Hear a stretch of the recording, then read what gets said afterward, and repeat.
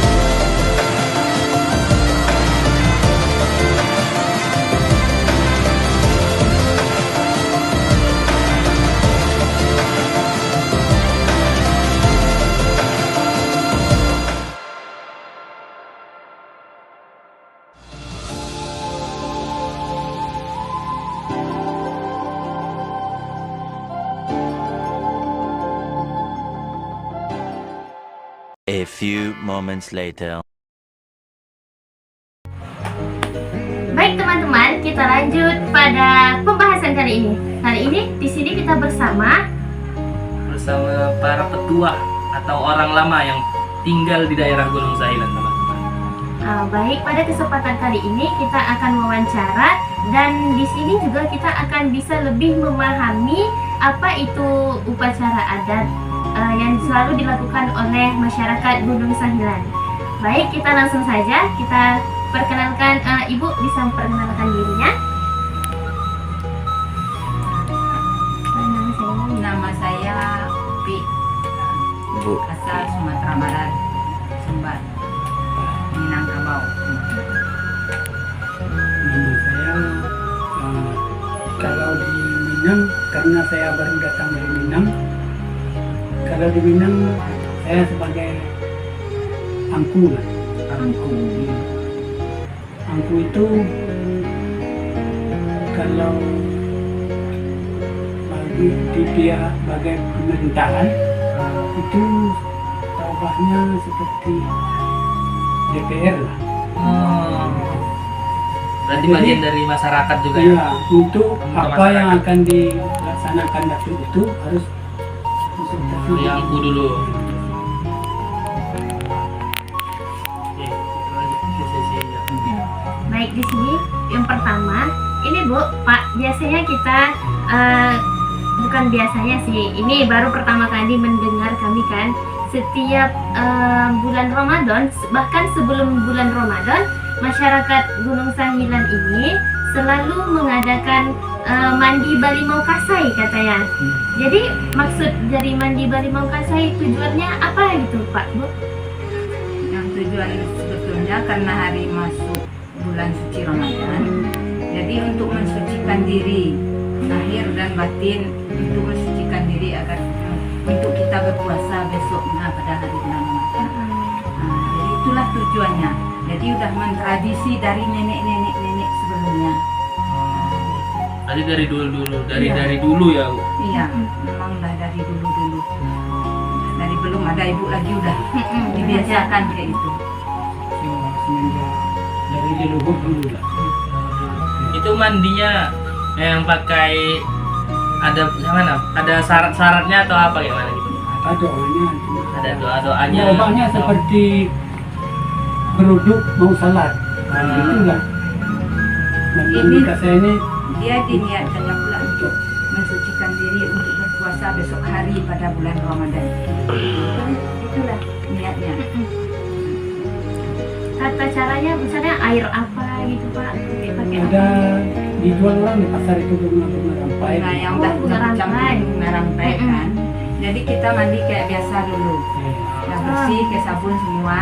Kayak mau siap, airnya udah disediakan sebelum kita mandi.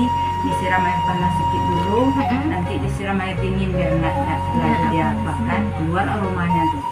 Nah, mandi kita udah sedia nih, bunga nih, siap kita mandi bersih. Nanti terakhirnya kita niatkan kita untuk mensucikan diri kita untuk berpuasa besok hari pada bulan Ramadan karena Allah. Siramkanlah dari cuma sekali aja. Lalu udah siap mandi kita. Berarti itu seluruh masyarakat itu kayak gitu ya, Bu? Atau Ya, pada umumnya. pada umumnya kayak gitu? Iya. Anak-anak mudanya Tapi semua anak-anak gitu? muda sekarang ini kan udah agak meremehkan itu. Nah, itu masalahnya anak-anak muda. Apalah mandi-mandi kayak gitu, bau pandan, bau ini, bau itu katanya. Nah, cuma kalau orang-orang yang angkatan ibu lah masih melakukan. Iya. Berarti tujuannya tadi untuk mensucikan sebelum masuk Ramadan ya? Iya. Kira-kira seperti itu.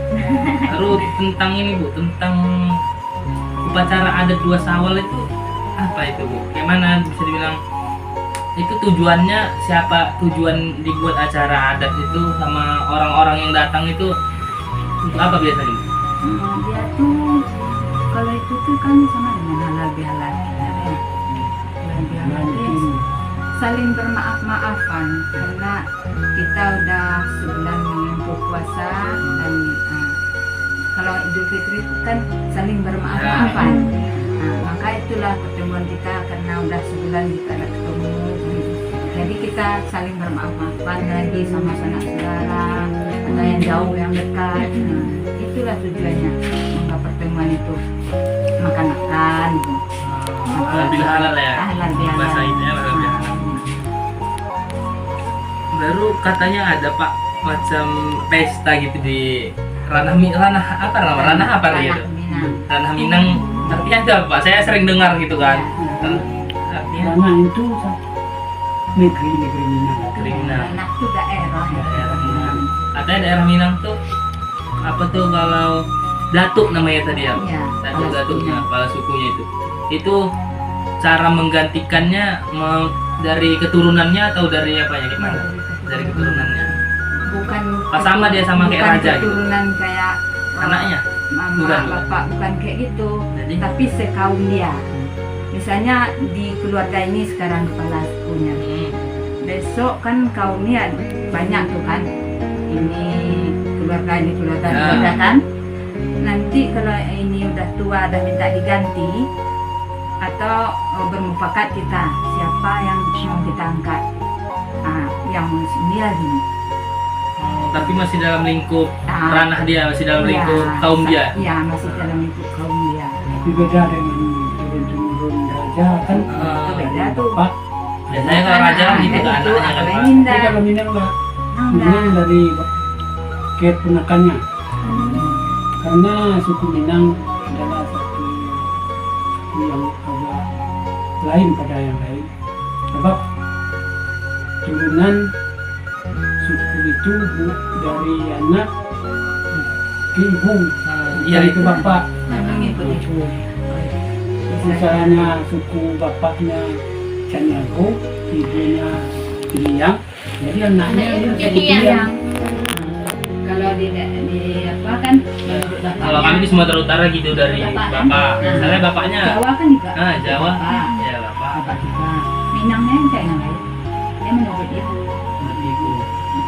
Apa ada larangan-larangan untuk misalnya pernikahan kan Bu? Kalau kami di Sumatera Utara juga larangan gitu. Misalnya satu suku, satu kayak mana ya? Satu marga, Marga. ya. Marga. Dengan satu suku kami itu. Sama berarti ada larangan juga. Bu? Ada larangan, cuma kalau udah beda daerah ada orang lakukan. Tapi kalau satu daerah ya nggak boleh. Berarti kalau dulu masih diterapkan, tapi kalau sekarang karena udah banyak gitu ya Bu orangnya, Ada yang melanggar. ada yang melanggar juga. Tapi kalau satu kaum dia lakukan, kalau satu kaum dia lakukan, itu ya dendanya kerbau putih. Nah, itu Harus putih semuanya. ya itu kalau dari nenek moyang dulu kan, denda satu kerbau putih. Kalau ada yang melanggar ya, yang itu tuh masih satu kaum ini, rupanya dia tahu-tahu dirantau satu nggak tahu nikah, kena denda ya. Berarti sekarang masih berlaku tapi jarang ya Bu, untuk satu Satu daerah. satu daerah aja gitu. Iya, kalau udah beda daerah, ibaratnya sekarang udah banyak melakukannya. Banyak. Misal Caniago sini, Caniago daerah lain, udah banyak yang sama minta. Tapi kalau satu daerah ya masih nggak boleh sampai sekarang. Ini Bu, saya udah lama juga mau saya tanyakan sama orang Minang. Kawan banyak memang orang Minang Bu, tapi ya mes setara gitu Bu, nanyanya ya mungkin dia kurang tahu juga, kurang paham. Itu Bu, tentang yang katanya perempuan kalau misalnya mau nikah nih, perempuan yang datangi laki-laki gitu. Memang kayak gitu ya Bu? Kayak mana apanya? Kalau di Minang, yang laki-laki pergi ke rumah perempuan. Bukan perempuan pergi ke rumah laki-laki. Yang laki-laki ini tinggal di rumah perempuan, rumah mak perempuan.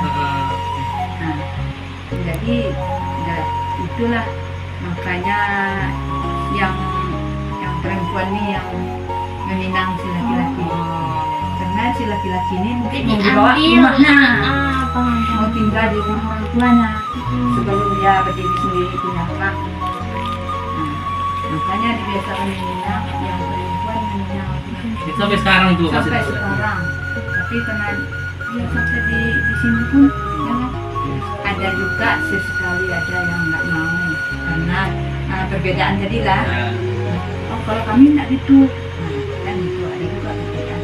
Sesekali ada juga yang jadi bedanya gitu kalau di kami kan Bu, yang laki-laki melamar gitu kan, Iya. melamar. Kalau di Minang karena mau dibawa tinggal di rumah orang tua perempuan, jadi yang perempuan melamar laki-laki gitu.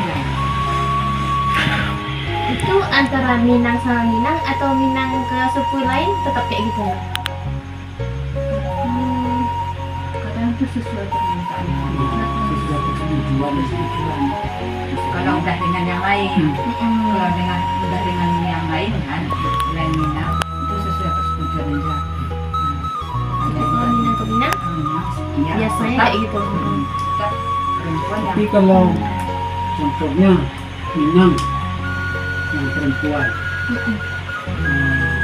Batak atau Jawa yang laki-laki, itu kami menerima aja.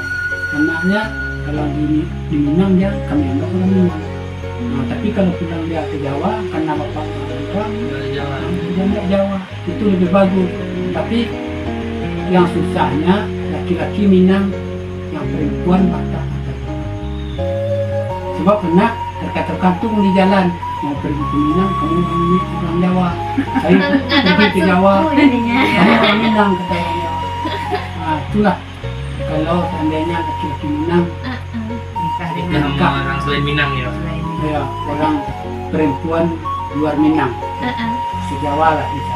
Bingung jadi nanti anaknya. Nah, anaknya tergantung di jalan, mau pergi ke Minang karena bapaknya orang Minang. ibunya orang Jawa, nah kamu orang Jawa.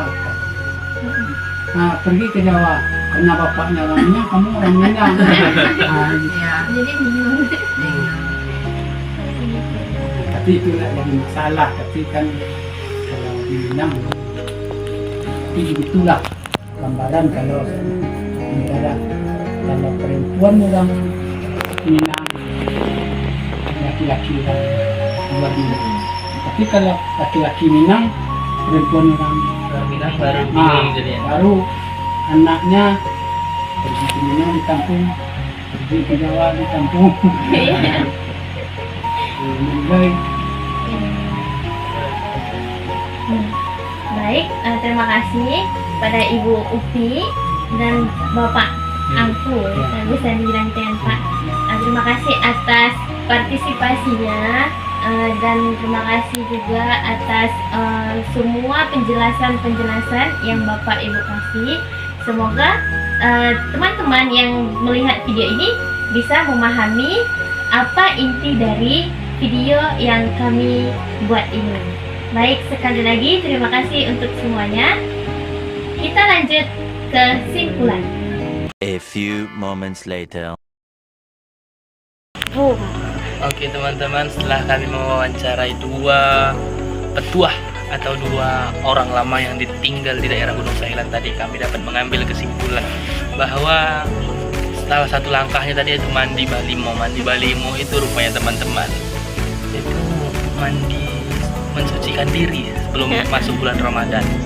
Rupanya mandinya itu udah sekali siram aja dia mandi dulu bersih. Baru ada ramuan-ramuannya itu macam bunga Bunga rampai, terus apa, limau. Namanya mandi balimau tentu pakai limau.